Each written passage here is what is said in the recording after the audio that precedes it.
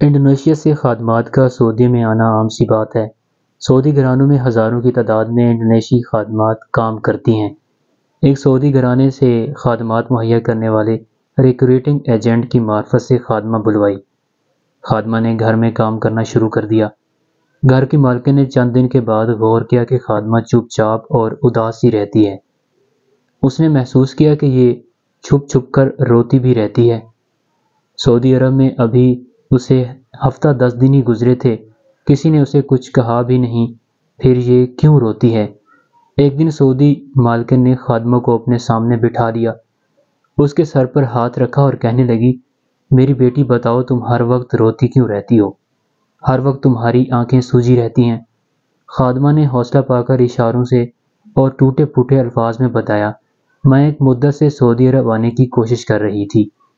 Agent کو نقد رقم اور پاسپورٹ جمع کرا رکھا تھا۔ اسی دوران میری شادی ہو گئی۔ وقت گزرتا چلا گیا۔ میری سعودی عرب آنے کی خواہش زوروں پر تھی۔ ایجنٹ کے ساتھ رابطہ تھا۔ اسی دوران خدا تعالیٰ نے مجھے بیٹا عطا فرمایا۔ میرے بیٹے کی عمر 10-12 دن کی تھی کہ ایجنٹ نے بتایا کہ تمہارے کاغذات مکمل ہو گئے ہیں، تمہیں فوری طور پر سعودی عرب جانا ہوگا۔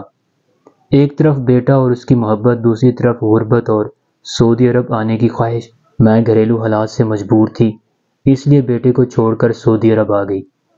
اب مجھے میرا بیٹا یاد آتا ہے، میں اس کی محبت میں دیوانی ہو گئی ہوں، اسے یاد کر کر کے روتی رہتی ہوں۔ سعودی مالکن نے ایک لمبی آہ بھری، کچھ سوچا۔ اس کے دل میں خیال آیا کہ یہ رب کو راضی کرنے کا اور صدقہ جاریہ کرنے کا بہترین موقع ہے۔ اسلام میں سب سے بہترین کام کسی مسلمان کو خوشی مہیا کرنا ہے، اور پھر اس نے ایک عجیب و غریب فیصلہ کیا۔ وہ اندر گئی، پیسوں والی الماری کو کھولا، اس کی کتنی تنخواہ ہے اس نے 2 سال کی تنخواہ کا حساب کیا، رقم گنی اور اسے لے کر خادمہ کے پاس آ گئی۔